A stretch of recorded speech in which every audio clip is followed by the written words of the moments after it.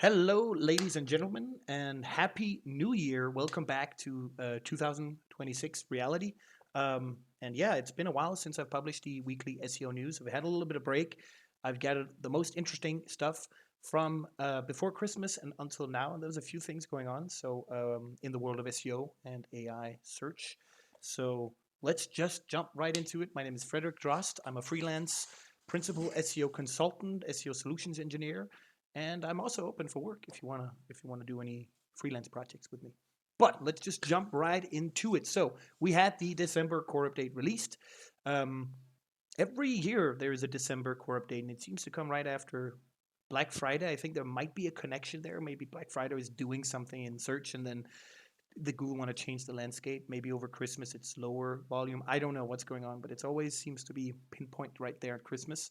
But of course, Mary Haynes did a great summary of the changes. So, what stood out for me, she talked about this on LinkedIn and other places, but um, the big takeaway from this December core update is something I think we've seen a few years ago is Google rewarding more specialized niche content instead of big publishers, which is good. If your website is only selling jeans and talking about jeans and being very efficient and having that topical authority, they should outrank someone who sells everything and just has a pair of jeans. Like it, that authority part, the huge links and all the value that you can create from having a bigger e-commerce platform should not outweigh the topical authority of like a jeans specialist. So I agree with that. Um, as you can see here, she said favoring more specialized sites and brand commercial pages. That is good. Um, Also, like that publications lost ground on the broad best of categories, like Games Radar dropped for best Steam Deck games. That's interesting. So again, specialist brands rose. What I again, the takeaway here for me is, well, what do we do if we're a large e-commerce, or if you're not specialized niche and you didn't gain from this update, you need to work on your topical authority, and are you producing the content? Are you being talked about in the right places within your topic? For the larger sites and retailers, maybe content pruning is something. So figuring out, well, what is the different topics we have? What's our main topic, and are we deviating too much from that? So content pruning has helped some websites gain traction. So that's something I'd be thinking about if I was one of those larger retailers, or websites that just have too many categories somehow. So yeah, she's also written that double down on focused expert content. Yeah, emphasize, demonstrate expertise, and mid-funnel ranking. So again, this is something we could pretty much tell you every day of the week or every core update. Right? These are good recommendations. So boom. And then Lily Ray as well, working with some updated similar web data. And again, this just makes sense, I think. But again, showing charts here, LLM website visits has been growing, but ChatGPT saw a pretty big drop in November, and Gemini is growing fast. I think Gemini overtook, or it's been growing from like every year from 6, 7 to 12% market share in the AI search. So really, don't underestimate Google. But Google also saw more web visits in October, November 2025 compared to the prior year. So they're growing as a base. Like people are using Google. It's not dying. SEO is not dead. Google is not dead. Don't worry. We're just having another layer on top of Google to some extent, right? And Gemini is definitely doing a good job here. So don't underestimate Gemini when you're tracking or testing prompts for your clients. And here's a good one. So 8 overlooked reasons why site lose ranking in core updates. It's a pretty interesting guide from Search Engine Journal, which is a good tie-in to the December core update here. What stood out for me, again, is the topic theming, topicality.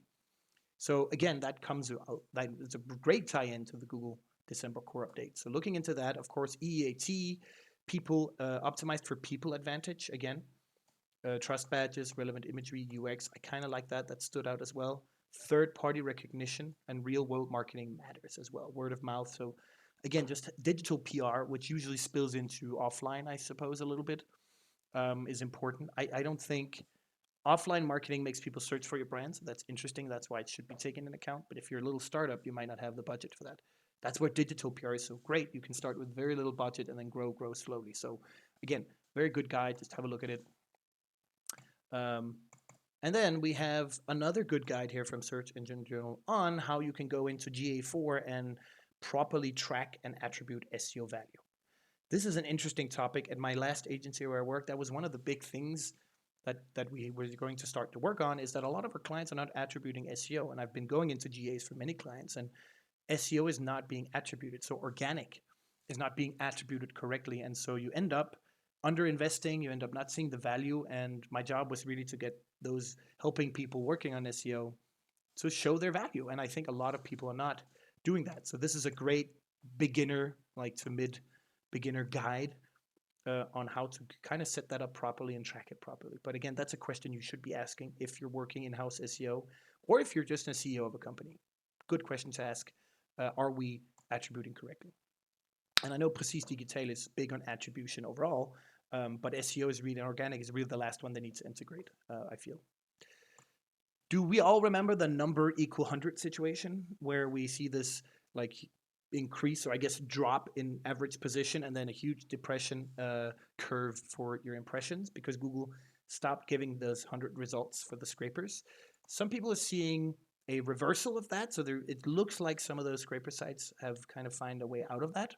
It could also be they're just paying for more pages. Like now that we can only see 20 pages, well, the tracking just becomes more expensive. We have to do it 5 times instead of one request. Could be. But some people are at least seeing a return here. So we can see Glenn Gabe sharing. Let's show this. And again, I think it's like, do you have to do anything here? No, probably not. But I think it's an important discussion to have because my clients were looking at Search Console and then not panicking, but they were saying, well, what's going on? And you have to make them understand. First of all, it helps us track what is the value of an impression. Now that we know how much might be scrapers, we can look at a percentage and bring that into our growth estimation. So I think that's really interesting insight we got from this situation. But now that it's going back to normal, we have to take an account for that. So the value of impression, something we can talk about, and this situation helps. And then just having that discussion with your clients, with your analytics team, that this is why things are happening. That's important to understand, especially with average position. Such a great showcase of why average position is a bad thing to look at. Some of the best organic position sites, their average position is 45 or 35, right? So what does that have to do with anything? Here's another one. Parasite SEO using Facebook groups are exploding. Apparently Facebook groups are now getting 260 million monthly users from organic traffic from Google, which is just insane. I wrote that literally. So from Jesper Nissen here, we can see Jesper Nissen actually sounds very Danish. Perhaps he is. Can we use these Facebook groups for something not parasitical? Well, yeah, if you're bringing in a discussion. So I would say, when looking at off-page SEO, not so much for like making your own website rank, but sharing your message, getting branding done. You can look at Reddit, but I would think Facebook seems to be a good strategy as well, in Google at least. I don't have any numbers on LLMs yet, but if you're not being parasitical about it, yeah, you can definitely spark conversations in the correct groups, right? So definitely a SEO tool or branding tool to some extent now. That always has been, but now even more from a Google perspective. Google has been testing some crazy long AI-generated meta descriptions here, or result snippet descriptions, which you can see here. Pretty big. Is that good? Again, I hate AI overviews. It just plagiarizes my content, but AI is really good at summarizing a page to a certain extent, so it can really help people choose in the SERPs, and I think that's a great use of AI for Google. So please continue this, especially if you can choose to open it or not open it. If this is the classic result we would be seeing, I think a lot more clicks would go to the first result. But by having these descriptions, Google can also help maybe create SERPs that are a little bit more different in variance. So people, like if you don't know what the intent is for pizza, you can give it different versions of what you think the intent is and have descriptions that help people choose. So I don't think it's bad. We'll continue to monitor this, of course. And of course, Cyrus Shepard as well. Here's a conclusion from some of the data that he's been looking into. Sites that rank for multiple fan-out queries are more likely to appear in Google AI overviews. I think that makes sense. I worked with some clients recently where we targeted actual long tail fan-out queries that we chose because they were actually relevant for our user base, and we saw that we got more exposures through AI overviews. The clicks are still low, but we still got some exposure, and I think that's important to now look at impressions as what I would call a valuable metric as well. So good on this for like confirming it. Also, this is really interesting here with some insights into like a grounding budget. So you can see this is from the same, let's see here. So Google AI overviews and perhaps AI mode as well has what we call a grounding budget. So in order to ground some answer, it can only look at a certain amount of words. And I think this was super interesting how longer longer articles, well, they got less exposure. So not saying your long article is necessarily better because it's long, but depending on the query, does it really answer it or is it just part of it? We also know that AIs tend to chunkify. So if you have this long page of content, if you do a specific query, it'll look at the different places on the article and maybe choose sections that are semantically relevant and then just use those for grounding. So it doesn't really get sometimes the full picture, which is smart in terms of processing power and those types of things, but you might misrepresent the actual page or the brand's vision if it was part of the whole page, right? So again, does this mean we have to keep everything under 2,000 words? No, I don't think so. But if you're really targeting, Google AI, consider having shorter text. But again, if you're these very, very long tail queries from, let's say we're targeting fan out queries, they're usually a very long tail. They usually don't require 2,000 words or more in many cases. So it might sometimes, but very interesting. Not really sure how to apply this, but very interesting insights. And this one as well. How does AI trackers get some of their data? Of course, browser extensions. I think we call that clickstream data to some extent, right? I'm not really sure of the wording, but again, just a really cool insight into where this data comes from. And of course, if you're using ChatGPT and you have some plugins installed, they're usually free because they get some of that information and sells it. So I'm not surprised, but it's nice that it's interesting that they're writing about it here. So have a look at that article. Another really good analysis on, well, they're basically trying to figure out if you can fake authority in AIs, which is not yet possible. So this EEAT is applicable to AIs, and I think this study kind of confirms it well. And I think it's good that you cannot fake authority in AIs so well, but I think that's because the layer of internet on top of it, the Google search as well, sometimes you do a Bing search, and they take into account those same factors. But yeah, that's a good thing that you can't fake it. I think it was possible to some extent, but not to the extent that it's a huge problem. So EEAT still works. If you're doing GEO, AEO, EEAT still works. And you should. If you're an expert, show that you're an expert. And then finally here, we can round this off with a pretty interesting article here that argues image SEO has fundamentally changed. I must say, this was actually, I put this as a must read. This was very interesting. So we can do image optimization, whether it's for page speed, we can do the alt text classically.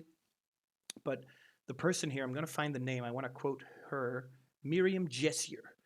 A super interesting article, honestly, arguing that images are now parsed with a different view from LLM. So AIs can parse them and understand like smiles and things, and like the OpenAI's image analyzer API. I've tried it. It's so good. It's so good. So they really understand what's going on. So the image itself becomes something you can optimize for search.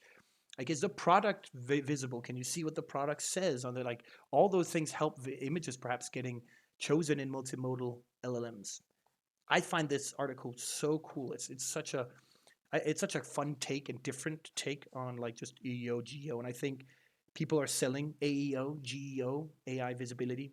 Most of it is just SEO, but this is definitely one of those things that is purely, I would say, AI, right? This is pure, to the extent that is image search using AI, perhaps in Google.